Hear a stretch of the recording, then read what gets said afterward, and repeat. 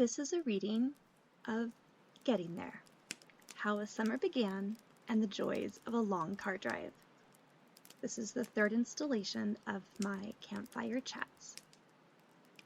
If you would like to see the pictures that go along with this reading, please access the post that I will link in the recording notes for this podcast.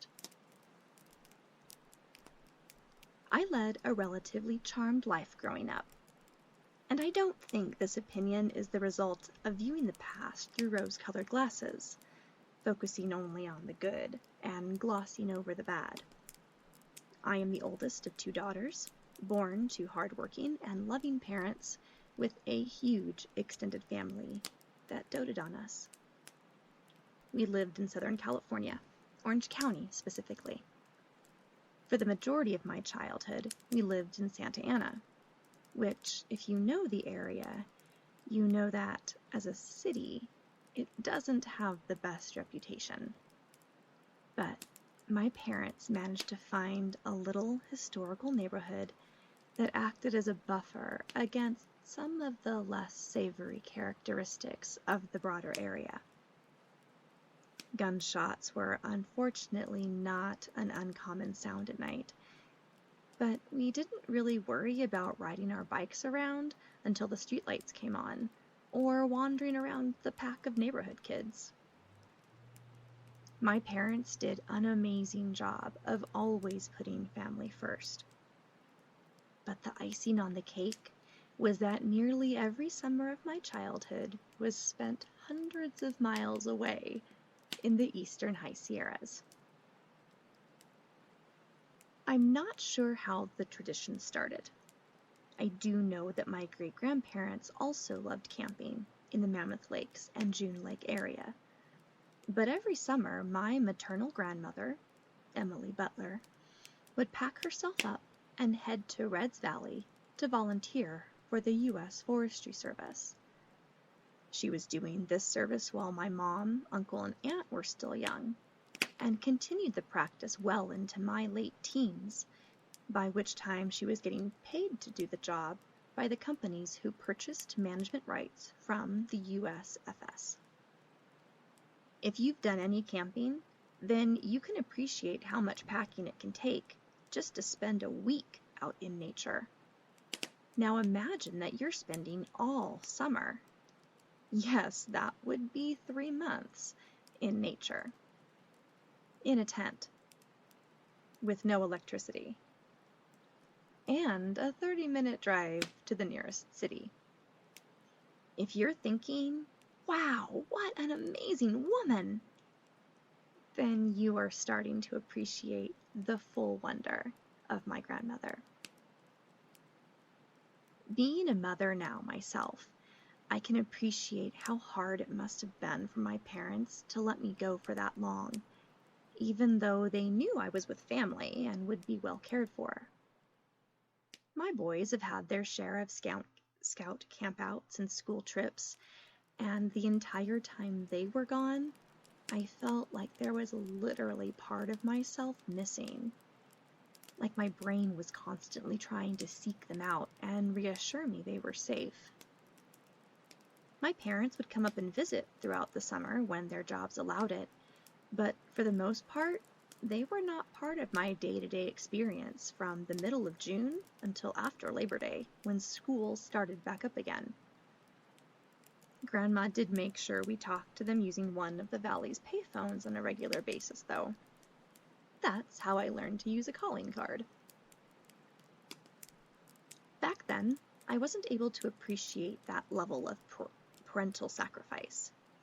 There was no way for me to empathize with what my parents were giving up in not being able to see me for an entire summer. And we're talking the summers from the 80s and 90s, when you had basically 3 whole months off, not these truncated, modified summers of today's district calendars, where you get maybe 6 or 7 weeks. All I knew was that I waited all year, school year, that is, for summer to roll around. And not because I couldn't wait for school to be done. I actually really liked school. But because I knew that shortly after the last day of school, I would be traveling up to Mammoth with my grandparents. When I think of my childhood, the fastest memories to float to the surface are often those from my summers in the Sierras. It was usually still dark, midnight or pre-dawn, when my grandparents would arrive at my house to pick me up. We'd load up my luggage, which I took as much responsibility for packing as my age allowed, and my camping gear. I became very proficient at rolling a sleeping bag pretty quick. Kissed and hugged my parents goodbye, and hit the road, usually in 2 cars. One with me and my grandma, and the other with my grandpa. It takes a lot of trunk space to set up camp for an entire summer. The opening date for the valley usually depended on how heavy the snowfall was the winter before, so there were some summers where Grandma would already be there by the time school was out. Those years I would ride up with Grandpa instead. Keep him awake, my father would jokingly, or maybe not so jokingly, advise. The 395 was the main highway that we took from Southern California to Mammoth Lakes. It took us through, among many other interesting places, the Mojave Desert and Joshua Tree. This alien-looking landscape was a thrill to drive through when it was still shrouded in shadows and secrets, stars valiantly shimmering through skies free of urban light pollution. If you were lucky, you saw a random shooting star or the Milky Way. Kramer Junction, Coso Junction, Bishop, all stops along the way that meant a stretch, a bathroom break, maybe some hot cocoa or beef jerky, or a delicious pastry. Shots, I'm looking at you. Car sickness was never something that I suffered from, thank goodness. I always looked forward to the long car drive, and to be honest, I still do. Not just because of the gorgeous landscapes that we drove through, but because it was an unmitigated opportunity to read.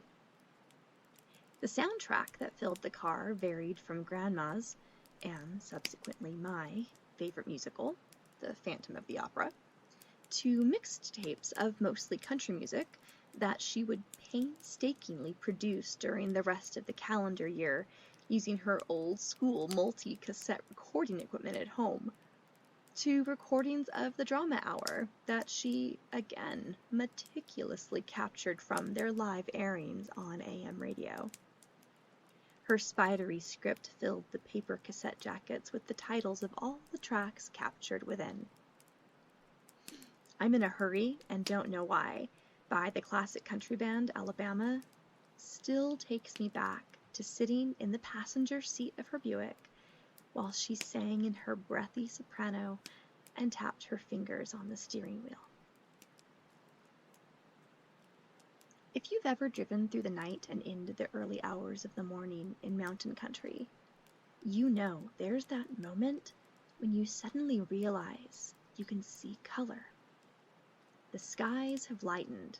The air has a thin, washed-out look to it as the rays of sun reach across the broad, expansive curve of the Earth's surface. And what were just featureless silhouettes of distant peaks are now filling in with varying hues of white and brown and green. Texture and depth materialize out of the blackness. And then that moment, when the first photons of light strike the east-facing slopes and the bright glow of a new day blossoms along the ridge. You feel your eyes widen to take it all in, waking up to the stimulation of glorious illumination, and everything seems crisp, vivid, fresh, and alive. I loved that moment when we were driving. It indicated the start of a New Year's adventure. Thank you for listening to this reading of getting there, how a summer began, and the joys of a long car drive. If you would like to take a mindfulness challenge, I encourage you to do the following. Go outside and close your eyes. Focus on what you can hear. First, listen to the area directly around you, practically within arm's reach. Do you hear leaves rustling? Insects? Birds? Now, shift your auditory focus further out. Do you hear your neighbors? Cars? Birds that are farther away? Finally, expand your auditory focus way out beyond the near and the middle ground. What do you hear now? A plane overhead? The wind moving through faraway trees? Now, reverse your focus and bring your attention back to the middle ground, and finally back to your immediate vicinity. Hopefully you feel more grounded and more present. Let me know how this worked, or if you have any memories that you would like to share about long road trips or your favorite destinations. Thank you for listening, and thank you for visiting.